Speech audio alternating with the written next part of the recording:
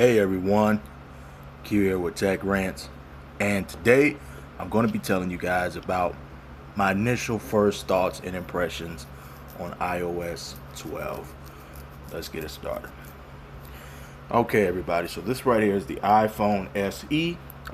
Most of my videos are shot from the iPhone SE, but today that's not going to be the case. This video right here is being shot from the Essential phone, and I apologize if I'm a little jittery. That flash is fairly bright. My eyes will eventually adjust to it. Where's my cloth? And yeah, it'll be alright. So, let me tell you the first thing that I noticed about iOS 12, okay? So first of all, iOS 12 did not take that long to download, okay? Now, keep in mind, I haven't used an iOS device prior to this. My last iOS device in my hand that I've owned was the iPhone 4S. Okay, that was back in 2013. Okay, that was running iOS 7. Okay, and that update really didn't take too. It took a long time to download. It was one of those things where I was like, well, I was debating if I was gonna, download it the same day or not, or take everybody's advice and wait. Well, in that particular day, I decided to be a daredevil and jump out there in the water. So, downloaded iOS 7, and it took damn near an hour and a half to download. Then again, I didn't have the fast Wi-Fi I had today, but anyway, that was then. Now let's talk about now. iOS 11. I have an iPod Touch over there, and it got iOS 11, of course. When I downloaded iOS 11 to that, it took forever to download as well, and I waited about 2 days for downloading it, and of course it was very buggy. I continued to use it, hooked up to my stereo. My stereo has a dock, and my stereo has very good speakers, so I continued to use it. But iOS 11 in general was very buggy. Now my iPhone SE has not had any issues whatsoever. I usually wait a couple days to see how people, receive an update. But in today's case, I really didn't do that. But anyway, so iOS 11, everybody knows it had some bugs, it had some performance issues. I really didn't notice any slowdowns or anything of that nature. But, I did notice some bugs here and there, some hiccups. Very buggy. Okay, so iOS 12. I got the same speed of Wi-Fi that I've had last year. So first of all, iOS 12, the whole file itself took about 10 minutes to download, okay? And then it took about another 5 to 7 minutes to fully install, okay? And I noticed the same thing with my buddy. My buddy has an iPhone 8. His didn't take that long to install either. So between my iPhone and my iPad, where the hell did I put it? Okay, I can't find the iPad. Give me 1 second. So you guys can see it. Okay, there it is. So between the iPhone and the iPad, I updated the iPhone first, no issues, and automatically I noticed that things were moving very fast. So first of all, Touch ID, very much fast. So let's do a speed test comparison between the iPad and the iPhone SE. They're both running Touch ID, 5th generation. And it's probably not going to be the best speeds, but whatever. So let's do it in 3. Hold on. Let's do it in 3. One notification. Oh, wait a minute. What's it? Tips now. See press hold. Tips now. See what's new in iOS 12. New features and faster performance. Attachment. Swipe up. Okay. Anyway. Okay. So let's do this. 3. Hold on. Try to get it focused. Okay. So 3, 2, 1. So kind of open up at the same time.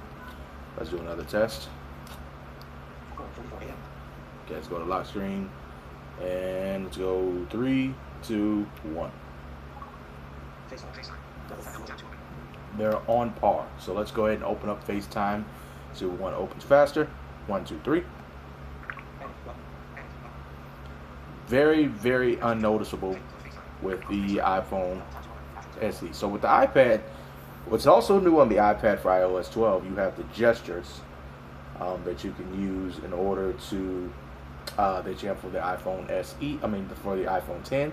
So you swipe up from the bottom, and that goes home. All right. So, and then you swipe up long. You swipe up again, long swipe. Bring up the app switcher. Okay. Then you go up to the top edge, and then you swipe down. You do a short swipe down for control center, and then you do a long swipe for control for the notification. Sorry, hold on. Not the best. Let's try this again. Sorry, that didn't work. Okay, I gotta get used to this. So there we go. Let's try that one more time.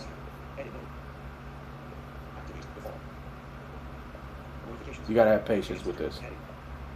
I kind of like the gestures a little bit. They work, but you know, not the best. But you know, it is what it is. Okay. All right. Let's open up messages in 3, 2, 1. So still kind of a lag. So of course the iPad is going to be a little faster, but it's still not much of a lag at all. It really isn't.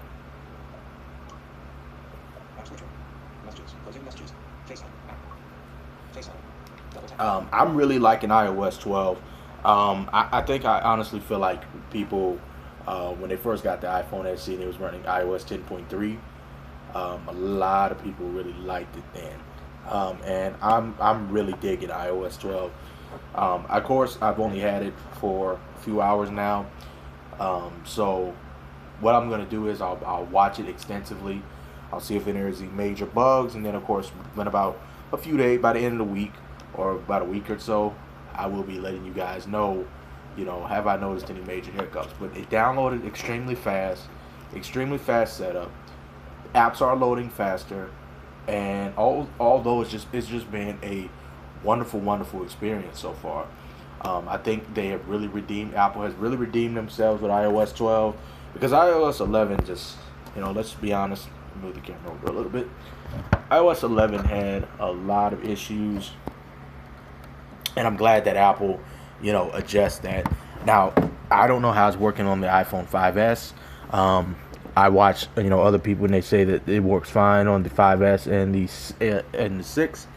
I can tell you the SE, you know, it was fast before, but I have noticed a little bit of a boost in speed. So, you know, definitely worth it. If you have an older device, I strongly recommend upgrading. You know, no issues. I think this is one of the smoothest iOS updates so far. You know, other than iOS 7. iOS 7 had a very smooth update process. Like I said, at the time I was working for Cricket, and we really didn't have any people come in too much to complain that their devices crashed. iOS 6 was actually kind of smooth as well, but iOS 7 was probably the smoothest. So iOS 12 so far, it's been pretty good for me. I haven't had any major issues, no major hiccups, and like I said, I will evaluate it for the next few days. And you know, all we can do is see. Like I said, sorry guys, that light is really kicking my ass. So yeah, all we can do is really see. You know, you got your. I'll make, when I do the full review, I'll talk about some of the features that are real noticeable. I will show you one thing that is noticeable, and it's probably going to blind me even more. You can now, with low power mode on, let me see if I have low power mode on. I have not tested this, so low power mode is on. So with low power mode was used to be on, you cannot trigger Siri, okay? But supposedly that has changed. So now, with low power mode on, I should be able to say, "Hey Siri, turn on flashlight." Sorry, it's on. I can't change the flashlight. So, see that? Okay, so of course I can't do that on the iPad. That's fine.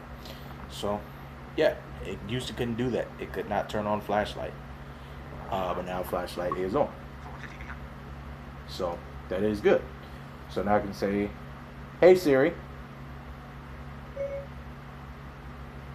Turn off flashlight. It's sorry. I can't change flashlight. So, yeah, there you go. So, Siri is now activated. Activatable by what is it? Siri is now activatable by low power mode. You don't have to hold down the home button. So, I think that is good. So, I know this video's kind of been lengthy a little bit, but just wanted to let you guys know I'm really feeling iOS 12 so far. I think it is a big step forward. I don't agree with Apple's approach on the new iPhone scheme, the iPhone X and the XS, and all that. I'll make a video about that. But definitely iOS 12 so far has been a winner. So yeah, if this was helpful, informative in any way, please like on the video, comment down below if you got any questions, comments, concerns about this or anything else. Subscribe if you enjoy the content, and I will catch you guys on the next one. This has been Q from Tech Rants, and I'm signing out. Later.